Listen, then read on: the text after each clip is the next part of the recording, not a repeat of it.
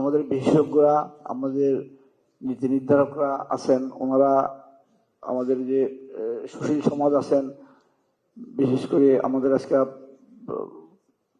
বেশ কয়েকজনে অত্যন্ত মূল্যবান এবং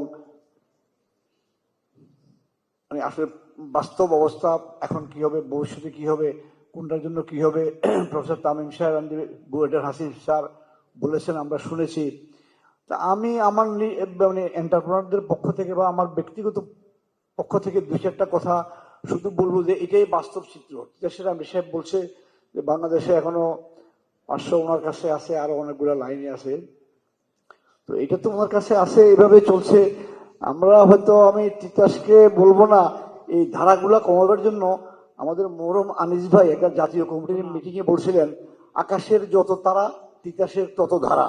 তা আমি বলবো, যেখানে সরকার বলছে সবসময় আপনাদের যে ব্যবসা বাণিজ্য বা যে কোনো সিস্টেমকে সহজীকরণ করার জন্য, সময় কালক্ষেপণ কম করার জন্য, কিন্তু এগুলো আমরা অনেকদিন থেকে বলা, এক একজন সচিব মহোদয় বা মন্ত্রীদের সাথে আমাদের যখন ক্রমান্বয়ে অনেক ট্রান্সফরমেশন হয়েছে, আমরা দেখছি একজন বলে যে আগে 150টা ছিল, আমি 70টাতে আনছি, 70টা থেকে এখন 68টাতে আনছি।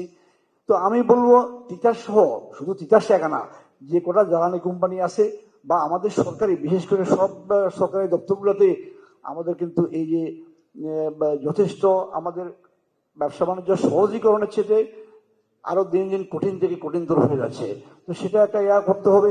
জ্বালানির বিষয়ে যেটা বলতে চাচ্ছি, আমি একজন ভুক্তভোগী এবং আমাদের বন্ধু বান্ধব যারা শিল্পপতি আছে তারা অনেকেই টাকা জমা দিয়ে রাখছে। তিতাসের বিষয় বলছে, আমি তো 2019 সালে টাকা জমা দিয়ে রাখছি। তখনকার ডিজাইন সচিব বলছে যে আমরা 42 ইঞ্চি লাইন হচ্ছে, যারা টাকা জমা দেবে, তখন অনেকে টাকা নিছে এবং অনেক টাকা নিয়েও গেছে। আমি এখনো টাকা উঠে নাই, 140 কোটি টাকা জমা দিয়ে রাখছি।